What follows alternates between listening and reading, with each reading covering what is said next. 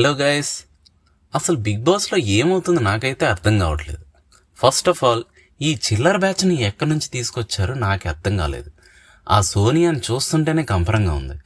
పృథ్వీని, నిఖిల్ని అలా ఎప్పటికప్పుడు హక్ చేసుకుంటూనే ఉంటుంది. అడల్టరేటెడ్ కంటెంట్ అని విష్ణుప్రియ అని అన్నది. మరి ఈ పిల్ల చేసే పనులేంటో మరి తనకే తెలియాలి. ఆ నిఖిల్ అయితే ఈ సోనియా ట్రాప్లో పడిపోయి సోనియా కోసమే బిగ్ బాస్లో ఉన్నట్టు బిహేవ్ చేస్తున్నాడు. ఆ యష్మి ఓవర్ యాక్షన్ అయితే అస్సలు చూడలేకున్నాం. చీఫ్ అయినప్పటి నుంచి ఆ అమ్మాయి చేసే ఓవర్ యాక్షన్ అంతా ఇంత కాదు బాబోయ్. అండ్ గైస్, ఇప్పుడే వచ్చిన న్యూస్ ఏంటంటే శేఖర్ భాష ఎలిమినేట్ అయిపోతున్నాడు అంట. ఉన్న వాళ్ళలో ఏదో కాస్త పర్లేదు అనుకునే శేఖర్ భాష ఎలిమినేట్ అయిపోవటం ఏంటి గైస్? అసలు ఈ డెసిషన్స్ ఎవరు తీసుకుంటున్నారు?